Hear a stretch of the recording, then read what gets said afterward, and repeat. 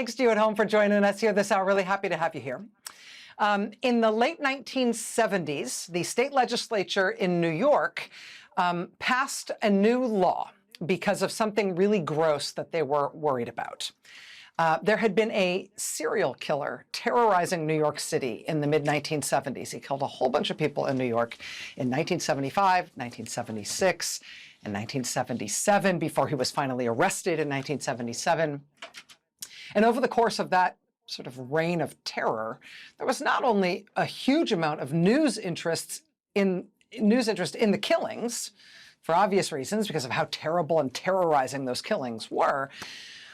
There was also this other dynamic at work in which the killer himself really seemed to enjoy and kind of get off on the media attention that was being paid to his case. He wrote letters taunting the cops. He wrote to a famous newspaper columnist. The press was already turned up to 11 on this guy because of his crimes. But he ended up, before they arrested him, really courting that attention. And even after he was arrested, he continued to court the attention and communicate with the press. So we had this situation in which the appetite for news and information about this terrible killer was limitless. The killer seemed to know that and want that. And the combination of those two things in the late 1970s caused New York State legislators to pass a law specifically to try to prevent that guy from selling his story, prevent him from selling the story of his crimes for his own profit. The killer was named David Berkowitz. He was known as the Son of Sam killer. And the law that New York passed to try to stop him from telling the story of his crimes for personal gain, that became known as the Son of Sam law. And it was the first of many such laws all around the country. And that law had a bit of a meandering journey through the courts over the years. It became an interesting First Amendment case. The Son of Sam law, the original one in New York, ended up being challenged and changed over time. But there's still a Son of Sam law in effect. And the principle of the thing, broadly, has become both part of our legal system now and part of our culture. You'll see Son of Sam law type clauses in plea deals sometimes in high-profile cases about high-profile crimes. A lot of states, in addition to New York, have explicit Son of Sam laws on the books. But even in states where the law isn't there, the law is different than that original idea, that bottom line has become part of how we think about crime and justice, right? The bottom line is, the uncontroversial bottom line, is that if you are convicted in conjunction with a notorious crime, you should not be allowed to obtain personal benefit from telling stories about those crimes. Right? And sometimes that is a legal stricture, like with the New York Son of Sam laws and all its successors. But sometimes it's just a principle that I think Americans instinctively get. If you participated in a horrible crime, you will never be rewarded for telling tales about that crime. I think basically every American would agree with that now. So imagine that there's some terribly notorious criminal case, something that's like the worst of the worst, something related to like child sex abuse. And there is a person convicted in connection with that crime, and they are in prison because of it. Say a news organization or any other entity contacts that person in prison, arranges to do a prison interview with that person about his or her crimes, and then that entity releases the interview to the public.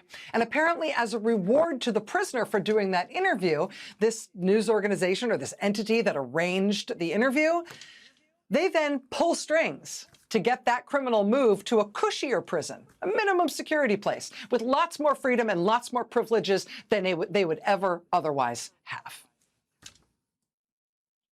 What would happen, right, when that interview got published, when people learned about what had happened to that prisoner as a consequence of doing this interview, right? Instinctively, the American people would go nuts at that news organization or that entity that did such a thing, right? There would be over-the-top outrage.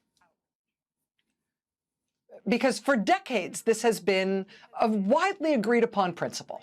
from Son of Sam on down. No criminal, certainly no one convicted in conjunction with a horrific crime like child sex abuse, no criminal should be given a reward for doing interviews about their crimes, right? It's instinctively repulsive to us as Americans. But of course, that is what Donald Trump's Justice Department appears to have just done in the case of Ghislaine Maxwell, who was convicted of crimes related to mass child sex abuse in the Jeffrey Epstein case. Trump's Justice Department sent Trump's former personal defense lawyer, who now has the #2 job in the U.S. Justice Department, he sent that man to go meet with Ghislaine Maxwell in prison, do an interview, and then she immediately got a big, very important material benefit. She got bumped down to a minimum security prison where a sex offender like her is not allowed to be, unless they get some special dispensation from on high, which apparently she got just after doing this interview with the president's former personal defense lawyer. Special treatment and a reward for an interview about her crimes, not from some craven tabloid or some, soulless exploitative publisher like New York State legislators were worried about in the 1970s. No, this is from the president's administration. This is from the federal government. And in that interview, it's not like the president's lawyer was pressing her real hard on what she was telling him. At one point, Ghislaine Maxwell volunteered in this interview that there were multiple members of President Trump's cabinet who had been involved with child sex abuser Jeffrey Epstein. Now, in the interview, the president's lawyer, we can hear, it's on the tape. The president's lawyer hears her say that about multiple members of President Trump's cabinet, and he responds to her saying that by not asking anything about it. You can listen to it. She volunteers. Members of Trump's cabinet, people who the president's lawyer would value as colleagues, she says. She says they were among the people who she knows socialized with Jeffrey Epstein. She says that bluntly. And then listen to how Donald Trump's lawyer responds to that. Listen to the long pause he greets that information with, and then he just leaves it sitting right where it is and moves on to a different topic. Did I think these guys were coming for that? I really don't.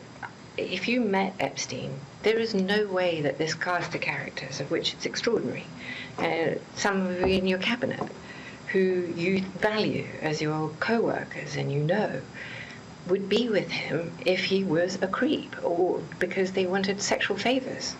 A man wants sexual favors, he will find that. They didn't have to come to Epstein for that. Now, okay, I don't know. I wasn't there. I didn't see it. So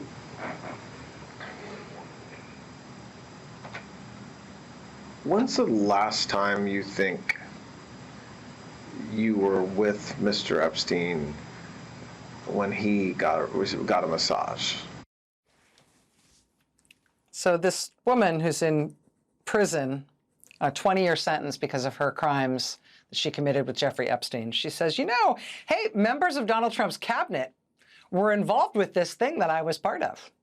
Were involved with Epstein. She said, plural, right? Some are in your cabinet. Some are in your cabinet who you value as your coworkers. Multiple members of the president's cabinet were involved with Jeffrey Epstein. And the response to her volunteering this in this interview is not, who? Which members of the cabinet? Say what now? The response is, long pause, let's move on. So the president's name, it's been reported, appears multiple times in the Justice Department's documents about the Jeffrey Epstein child sex abuse case. The FBI reportedly assigned agents to redact Donald Trump's name from the files in the Jeffrey Epstein case. The Justice Department is refusing to release all of its files and documents from the Jeffrey Epstein case. They are coddling and rewarding and doing favors for the one living person currently in prison for crimes related to Epstein's case, even as she is volunteering to them that there are more high-ranking Trump officials who were involved with Epstein. In that context, today, the New York Times reported on thousands of documents about Epstein's finances that were submitted to the U.S. government by his longtime banker, J.P. Morgan Chase. Records of more than 4,000 Epstein financial transactions totaling more than $1.1 billion, which J.P. Morgan reported to the federal government as possible evidence of his child sex trafficking. Reported to the federal government, so therefore in the hands of the federal government. It has been nearly a week since Democratic Senator Ron Wyden formally demanded last week that Trump's Treasury Department release its thousands and thousands of files on Epstein's financial records. On top of that, NBC News reports as of this weekend that Trump's Justice Department is now specifically opposing the news organization's request to unseal the names of two people who Jeffrey Epstein paid in 2018. He paid one of them $100,000 and another $250,000. Federal prosecutors described these people as potential co-conspirators of Epstein who were paid off by him. Federal prosecutors described those payments as potential witness tampering. NBC News reports that Trump's Justice Department has formally asked a federal judge to keep those names secret, as NBC seeks to have them unredacted. And now today we get this, which President Trump said did not exist. Donald Trump, in fact, sued the Wall Street Journal when they reported this summer that Trump had signed a birthday book for Jeffrey Epstein with some sort of a crude doodle of a naked woman and an enigmatic note from Trump to Epstein that seemed to suggest some kind of shared secret between them. Trump denied he had done any such thing and brought a big splashy lawsuit against the Wall Street Journal for publishing the claim that he had done such a thing, that such a letter with a doodle on it like that did exist. Well, now today, in response to a congressional subpoena, what do you know? There it is. The text apparently written by Donald Trump to child sex abuser Jeffrey Epstein. This is what it says. Voiceover. There must be more to life than having everything. Donald. Yes, there is, but I won't tell you what it is. Jeffrey. Nor will I, since I also know what it is. Donald. We have certain things in common, Jeffrey. Jeffrey. Yes, we do, come to think of it. Donald. Enigmas never age. Have you noticed that? Jeffrey. As a matter of fact, it was clear to me the last time I saw you. Donald. A pal is a wonderful thing. Happy birthday, and may every day be another wonderful secret. And then it is signed. See the typewritten text there, Donald J. Trump, with the handwritten signature, Donald, beneath it. So it is all written like on the body of a naked woman-ish. The president apparently describing a shared secret between him and Jeffrey Epstein, a bizarre reference to age, and, quote, certain things that the two men have in common. Yeah, okay. The White House today decided to claim that this is not really from Donald Trump, that this is clearly, in their words, not his signature on this document. Pretty immediately, other examples were obtained of President Trump signing his first name in various contexts right around that time. And the signature from those other uncontested signatures of his, I don't know, looks pretty exactly the same. I mean, just a layman's understanding of these things, but here, look. This is the birthday book for Epstein that has Trump purportedly signing it, Donald, in 2003. Here, the New York Times publishes an example of a book Trump signed to Jeffrey Epstein in 1997, Donald. Here's the Wall Street Journal publishing an example of a letter Trump signed, Donald, in the year 2000. Here's the Wall Street Journal publishing an example of a letter Trump signed Donald in 2006. Now, I'm no forensic handwriting expert, but if the White House is hinging its whole defense against how ferociously creepy and suspicious this all is on how much these signatures don't all look alike, how much these signatures don't look like each other, if that's their defense, that's a terrible defense. This is the sitting president of the United States. In addition to the creepy Our Shared Secret Naked Woman References to Never Aging document from Epstein's birthday book, Epstein's estate also today handed over to Congress this photo in which Epstein, who you see on the right there, is holding a big novelty check for $22,500. It is a check that is made to look like it is from Trump to Epstein. So it's Trump purportedly paying Jeffrey Epstein more than $22,000. The caption alongside the photo, which the Wall Street Journal says was written by a longtime Mar-a-Lago member, indicates that the check is because Epstein sold to Donald Trump a, quote, girl who is described as, quote, fully depreciated, for $22,500. What's that about? This, of course, comes after President Trump said just earlier this summer that the reason he had a falling out with his longtime friend Jeffrey Epstein after 15 years of friendship was because Epstein, in Trump's words, stole a young woman from him. One of Epstein's sex trafficking victims, who Trump says Epstein stole from Trump's spa at Mar-a-Lago. Real normal stuff here, you guys. Real normal. I mean, what in presidential history even approximates a scandal this disgusting? What in the history of the United States of America, for anybody in any position of public trust, approximates the level of repulsiveness that Donald Trump brings to the presidency, with this trailing behind him like a snail trail?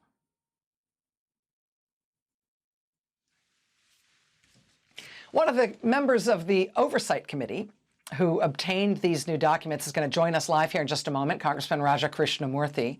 Congressman Krishnamoorthi is on the Oversight Committee. He's also from suburban Chicago, where they're also having to gear up to contend with Trump pledging a military invasion of their city.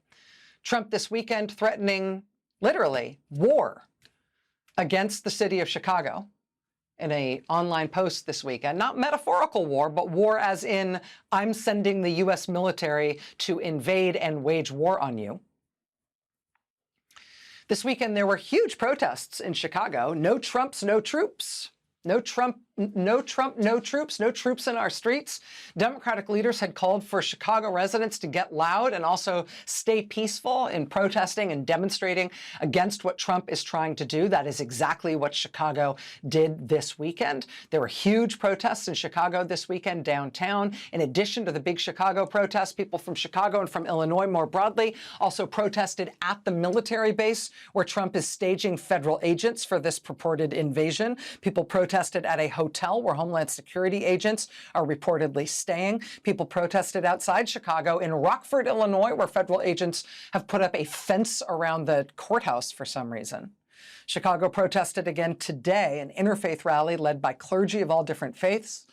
Chicago churches have been doing nonviolence trainings and helping their parishioners prepare for what is expected to be big, peaceful, sustained, and repeated protests if Trump follows through on his promises to place civil war with U.S. troops on Chicago streets. Where he has already been playing civil war on the streets of Washington, there was a huge, really big protest through the streets of Washington this weekend. I mean, look at this. I do not mean to downplay the ongoing protests and resistance that have been happening in Washington ever since Trump sent in the troops there.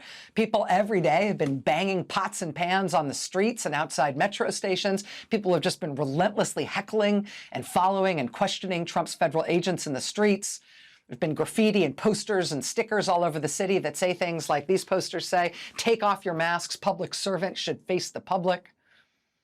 Even in the court system, there have now been at least 7 instances reported in D.C. in which Trump's federal prosecutors tried to bring felony charges against someone in D.C., and the grand jury refused to bring the charge. Got a lot of attention when the guy who threw the sandwich ended up not getting charged because the grand jury said that he shouldn't receive a felony charge. But it's happened at least 7 times now not just to the sandwich guy. Regular citizens on grand juries are refusing federal prosecutors' cases in D.C. It's really quite unheard of in terms of the way that grand juries and prosecutors and indictments usually work.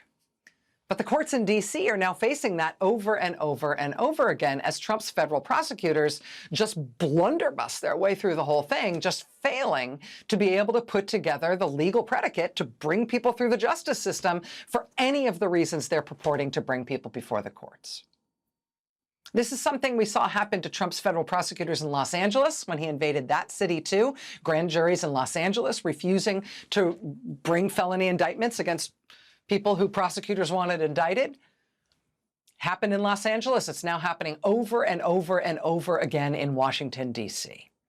And this is just, I mean, with these grand juries, it's another instance of regular people, regular Americans, everyday Americans, refusing to be intimidated, refusing to go along with this administration, just saying flat out no, even as people in power and people in supposedly proud and powerful institutions keep caving, regular people keep saying no. And so DC's protest and resistance and the whole city's proverbial one-finger salute to this president and his military invasion of the city, it has been sustained and creative and relentless and fired up and tireless and sometimes surprising. But on top of all the things they have been doing, DC just pulled another rabbit out of their hat with this massive protest this weekend. Church bells all over the city ringing out in support. Thousands, tens of thousands of people shutting down blocks and blocks and blocks of big main streets in Washington. DC just saying with one big, loud, nonviolent voice, no. Of course, all this comes on the heels of the really big protests we saw all over the country last week, especially on Labor Day. And further and ongoing protests this weekend in places like Mount Kisco, New York, and in Philadelphia, Pennsylvania, even in rural Georgia outside that Hyundai plant where they raided the Hyundai factory and took away nearly 500 people, including at least some U.S. citizens. You may have already heard this, but the organizers of the No Kings rallies, remember the No Kings rallies that happened back in June? Those huge protests in June that attracted more than 5 million people across the country. Organizers from the No Kings events that happened back then have just now announced the date for the next No Kings demonstrations. They're going to be October 18th. So that's going to be no thrones, no crowns, no kings. Saturday, October 18th. That's about 6 weeks from now. They just announced it like yesterday. They've already got hundreds of rallies and demonstrations planned that day. They say they are expecting more people to show up in October than the 5 million plus people who showed up in June. Indivisible organizer Ezra Levin did an interview about it with Rolling Stone today, in which he told Rolling Stone that there isn't a single large, like, flagship event they want everybody to travel to on October 18th. Instead, they just want protests everywhere. They want people to organize No King's Day protests wherever they are in the country on October 18th. Ezra Levin telling Rolling Stone, quote, "I would highly recommend to folks looking to participate in No Kings, do not travel more than an hour. If you're having to travel more than an hour to get to your local No Kings protest, then start your own." Again, that date, October 18th.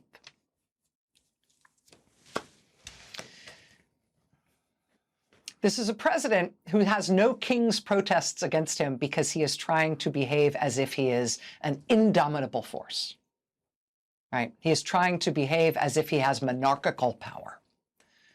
While in reality, this is a weak and unpopular president who bizarrely and implausibly is trying to extricate himself from the Epstein scandal with all the skill of a sea cucumber trying to play the piano.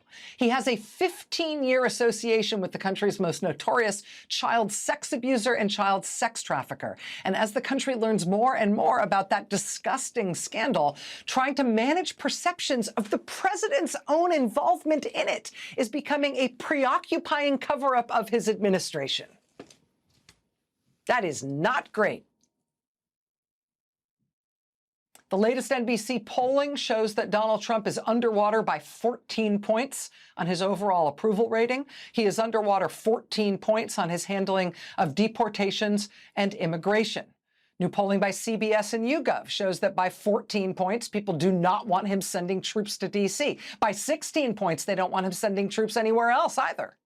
He's underwater in the NBC poll, 18 points on his handling of trade and tariffs. He's underwater 22 points on inflation and the cost of living. His job numbers are the worst job numbers we have seen in this country in 16 years, and that's if you cut out the pandemic to be nice to him.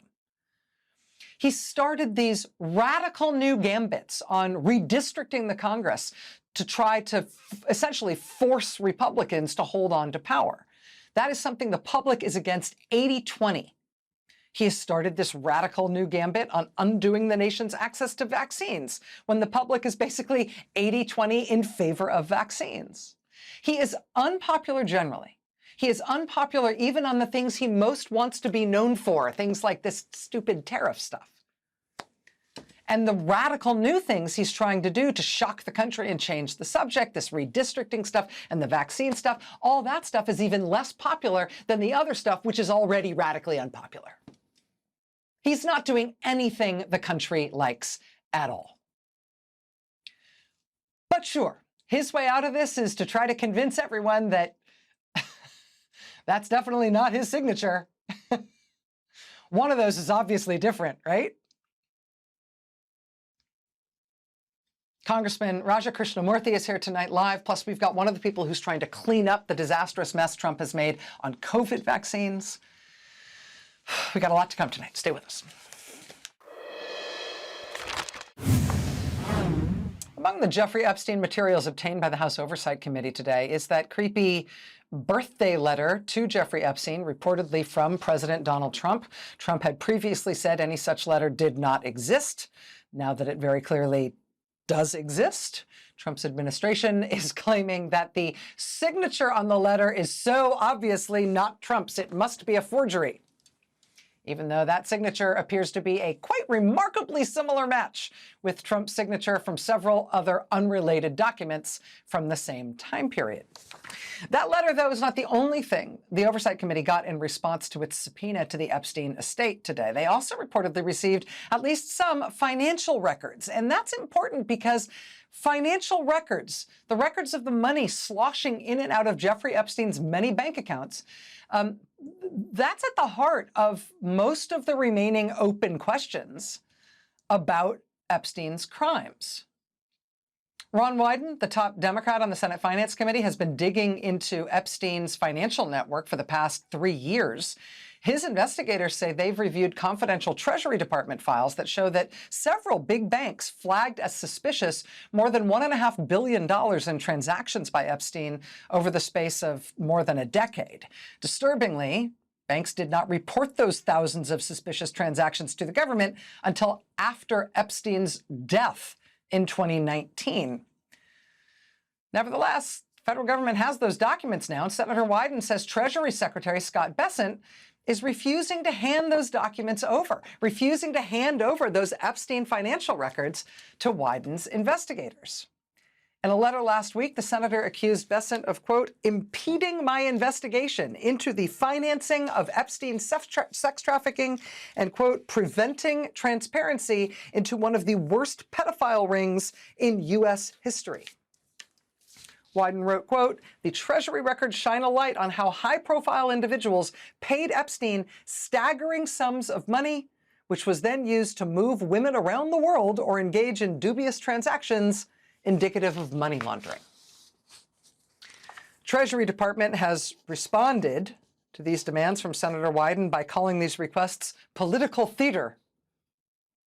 It's the worst play ever, if this is theater. But Wyden's accusations about financial institutions are bolstered by an investigation published by the New York Times today, which lays out in detail how J.P. Morgan Chase facilitated and profited from Epstein and his financial network for years, despite red flags and suspicious transactions and many warnings from the bank's own executives. That said, since Trump's Treasury Department continues to stymie Senator Wyden's investigation, It's really only the press and the House Oversight Committee that are currently getting anywhere in terms of obtaining new Epstein material and getting to the bottom of his case and who else was involved in what he did. When the Oversight Committee today got a hold of that creepy birthday letter from Donald Trump, Congressman Raja Krishnamurthy of the Oversight Committee posted it online. And he wrote, quote, "If Trump lied about this, what else is he hiding? This is disturbing, disgusting, and extremely troubling. The full Epstein files must be released now." Joining us now is Illinois Congressman Raja Krishnamurthy. He sits on the Oversight Committee. Congressman, I really appreciate you being here. I know a lot's going on all at once.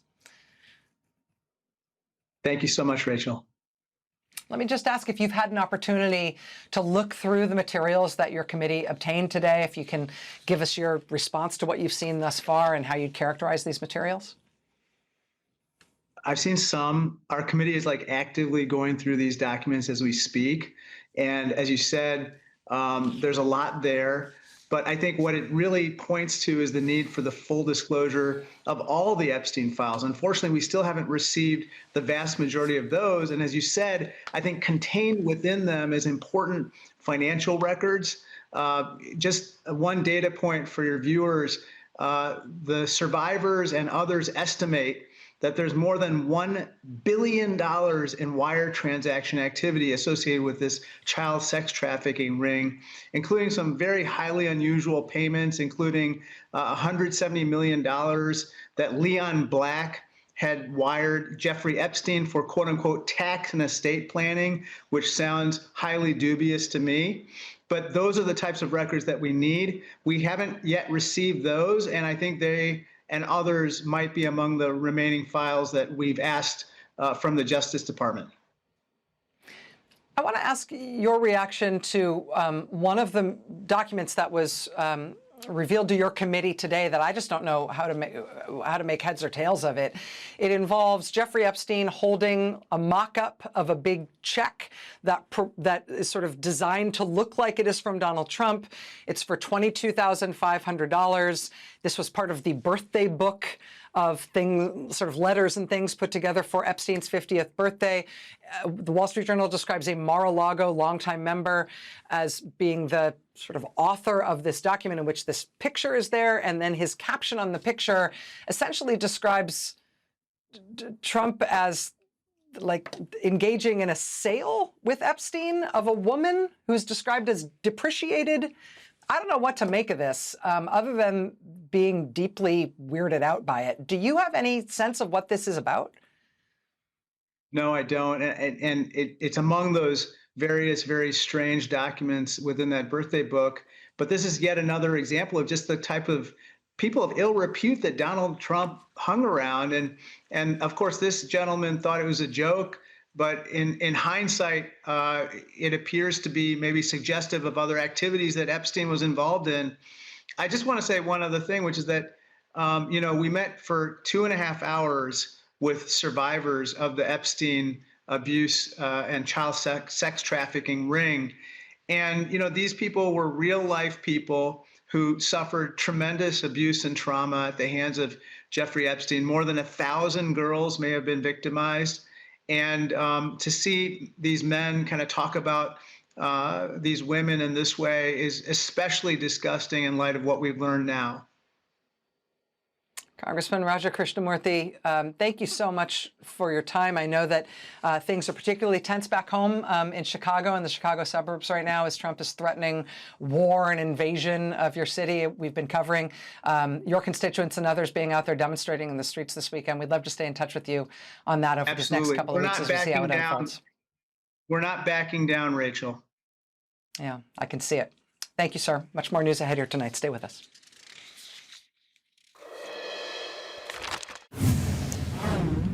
It's titled, "Why Grandparents Must Lead on Vaccines." Quote, "Many of today's parents never witnessed the devastating effects of polio or whooping cough. But we grandparents remember. We saw children on crutches or struggling to breathe inside iron lungs or deaf from post-measles infections. This is our lived experience. As the family's trusted messengers, many of us grandparents are eager and capable of getting the word out to young families, preschools, and communities. The message: it is crucial for children to be vaccinated. Our grandkids are counting on us. Vaccines are safe and effective. That op-ed was written by two nurses who also happen to be grandparents. They say they have been increasingly concerned by the way in which public trust in vaccines has been undermined by Donald Trump and the people he's put in charge of public health. And so they're doing something about it, something simple and direct and therefore also kind of radical. This weekend, they helped launch a nationwide new grassroots voluntary organization that is called Grandparents for Vaccines. Can't believe we have to do this, but we do. They are sharing their firsthand experience as old people of what life was like before vaccines became widely available. They're going to host events and do panels and run campaigns to just flat out tell younger people what it was like to live in a world with polio and whooping cough and all these other plagues from which we were saved by vaccines. The Grandparents for Vaccines group is starting this movement as the American Academy of Pediatrics is urging parents to, quote, get their youngest children vaccinated for COVID. Of course, Trump's handpicked health secretary, Robert F. Kennedy Jr., who has no medical experience, he says healthy kids no longer need a COVID vaccine. But the doctors group, the American Academy of Pediatrics, is publicly recommending that all kids, all people ages 6 to 23 months, receive a COVID vaccine. And while the federal government fails and falls apart under Trump's watch when it comes to public health, individual states are now starting to take matters into their own hands as best they can. They're picking up the slack in terms of the governance on this issue. In Illinois, Governor J.B. Pritzker's health department is reportedly exploring the possibility of bulk purchasing COVID-19 vaccines straight from manufacturers. The New Republic's Greg Sargent reports that a coalition of states led by Massachusetts Governor Maura Healey is planning to coordinate on the purchase and distribution of pediatric vaccines should the federal government restrict access to them. Massachusetts is also requiring, as a state, they're requiring that health insurers cover vaccines recommended by the state, regardless of what Kennedy's corrupted CDC recommends. On the West Coast, Oregon, California, Washington, and now Hawaii have formed a public health alliance on the West Coast to provide vaccine guidance, given the Trump administration dismantling the elements of the CDC that responsibly used to do that. The governors of those states argue that the CDC has, quote, become a political tool that increasingly peddles ideology instead of science, ideology that will lead to severe health consequences. We will not allow the people of our states to be put at risk. A growing number of democratically led states, blue states, are taking action because they need to. And it's not just the West Coast. It's not just Illinois and Massachusetts, also New York, also now today, blue state Minnesota, Governor Tim Walz signing an order to help people in his state get the COVID vaccine. All these action in all these states will have a tangible effect on the lives of people who live in blue states. Blue states are forming coalitions. They are each doing what they can to start governing on public health as the Trump administration stops. How much can blue states do on their own? And what type of dynamic does this create in the country when we have red state science and blue state science and infectious and communicable diseases in the middle of it? Hold that thought. Stay with us. Do you want to get a COVID booster this year? You want to get a COVID vaccine? Have you thought about how you might be able to get it? Do you know? Do you know anybody who's tried? On Friday, the Washington State Health Department's chief science officer signed a standing order for the COVID vaccine, which should allow most residents of Washington State to be able to go directly to a pharmacy or a clinic to get a COVID vaccine without an individual prescription. They're trying to rationalize this in Washington State to make it easy to get a COVID vaccine if you want one. They have to do that on the state level because the FDA, under Trump Health Secretary Robert Kennedy, just slashed its federal recommendations of who should be eligible to get the vaccine, leading to both bottlenecks and confusion nationwide for people who want to try to get one. In signing this new order, Washington State's chief science officer said this. He said, "We want to ensure all Washington residents have access to the protection these vaccines provide based on the best available science." Yes, that's a radical thing to say these days. Joining us now is the Washington State Department of Health's Chief Science Officer, Dr. Tao-Ching Kwang-Get. Dr. Kwang-Get, thank you so much for joining us this evening. I appreciate your time. Oh, thank you so much for having me. Let me ask about the decision of your state to join with some other states on the West Coast, this West Coast Health Alliance, to try to work together on vaccine issues. Why have you done that, and what do you anticipate doing in this new compact? Well, there have been federal changes that have introduced a lot of uncertainty and confusion for people around vaccination and COVID-19 vaccination. And so the governors of our states, California, Oregon, Washington, and then joined by Hawaii, created this alliance to really elevate and affirm the really important public health value that public health policy is best when it's based on science. In terms of vaccination, obviously there's a public health component to this, not just an individual health component. These are communicable and infectious diseases that we're talking about, and the overall vaccination level in the community matters in terms of how big epidemics and outbreaks can get. Is it smart for individual states who may have differences with the federal government on these things to join together rather than doing this on their own? We're seeing what you're doing on the West Coast. We saw Minnesota take some similar steps. We've seen Massachusetts take some similar steps, some other states in the Northeast talking about it. Is a larger group of states a better approach, given that it's a public health matter that applies to hopefully as many people as possible? One thing that's in common with the actions of all of the states that you just mentioned is that their actions really aligned at making sure that COVID-19 vaccine policy is based on the best available science. And it's true, there are concerns by many in public health that there will be a variety of different recommendations throughout the country, state by state or region by region. And that's why those of us in the West Coast Health Alliance, and as well as many in other states, really have focused on the recommendations of trusted national organizations like the American Academy of Pediatrics, like the American College of Obstetrics and Gynecology, who have a long tradition of establishing very solid science-based vaccine recommendations for people. So by citing these national and well-trusted associations, we're hoping to avoid some of the fragmentation that many fear. Given the sort of chaos and changes at the federal level, is there any reason to be concerned about whether there will be sufficient vaccine to buy, to procure by states or by any other means for enough Americans who want to be vaccinated? That definitely is a concern. And even now we are hearing that people are having difficulty getting access to COVID-19 vaccine because of supply issues. And this is not unusual. Oftentimes when there's a new vaccine available, we go through a period where supply isn't where we want it to be. But we're hearing from ordinary Washingtonians that they were having difficulty getting vaccinated because some pharmacies were asking for a prescription from a healthcare provider, which is an extra step that they didn't used to require. So that's when we realized that a statewide standing order, which is like a prescription, except instead of signed by your doctor, it's signed by me as state health officer, that a statewide standing order could be a prescription that will make it easier for people to get access to COVID-19 vaccine.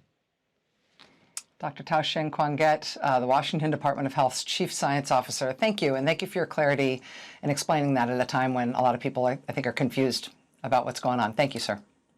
Thank you for having me. We'll be right back. Stay with us. All right, that's going to do it for me for now.